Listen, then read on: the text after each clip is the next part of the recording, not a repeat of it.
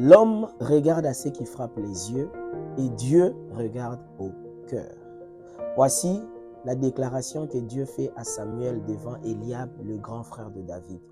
En réalité, Dieu ne regarde pas à notre apparence, à nos actions, à nos faits et gestes. D'abord, il regarde avant tout à l'état de notre cœur.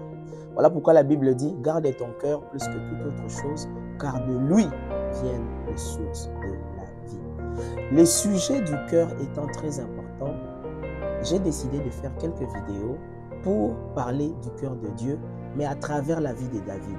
Parce que Dieu a fait un témoignage par rapport à David. Il a dit, j'ai trouvé David homme selon mon cœur.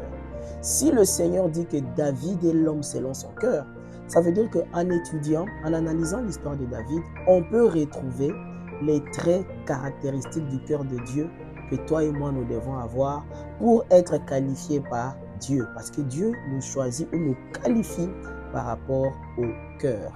Et lorsque je lis l'histoire de David, aujourd'hui je vais vous partager une leçon ou une caractéristique que j'ai retrouvée en lisant l'histoire de David qui prouve que David avait le cœur de Dieu.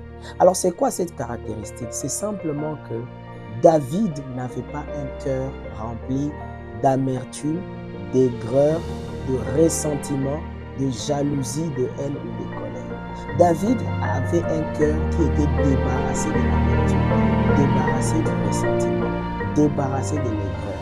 Pourquoi je le dis?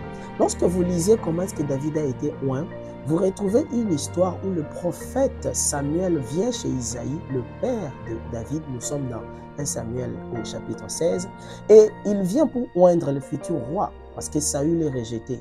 Et Samuel demande à Isaïe de lui présenter ses fils. Isaïe présente 7 fils et il s'avère qu'aucun d'eux n'est choisi. Au point que Samuel, le prophète, demande à Isaïe, est-ce que tu n'as pas d'autres fils? Est-ce que c'est tout ce que tu as comme fils? C'est là que Isaïe se rappelle de David. Il dit non, il y a un tout dernier, le plus jeune. Il garde les brebis. C'est un peu comme, lui, il est dans la brousse, là, il est dans la savane. Il y a un dernier là. C'est un peu comme le plus important, c'est ceux-ci. Et qu'est-ce qui se passe? Le prophète Samuel dit, fais-le venir. On fait venir David. Et Dieu dit à Samuel, c'est lui. Oins-le. David est oint, David est choisi. Ce qui me marque dans cette histoire, c'est que nulle part vous ne trouvez David exprimer de la colère, de l'amertume, de l'aigreur ou du ressentiment envers son père Isaïe. Nulle part.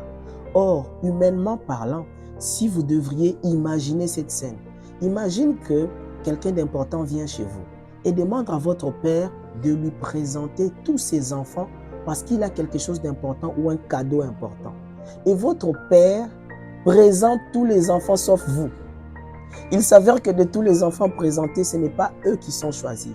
Mais on vient vous chercher alors que vous, on vous a oublié intentionnellement.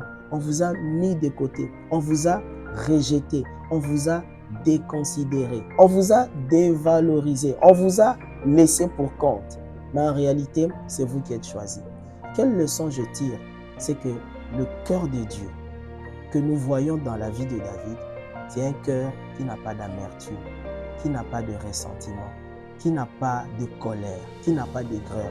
Même si tu es rejeté, même si tu es oublié, même si tu es mis de côté, même si tu es laissé pour compte, il y a un Dieu qui te connaît dans le secret et qui voit comment est-ce que tu fais bien ce que tu as à faire dans le secret, même si on ne te compte pas.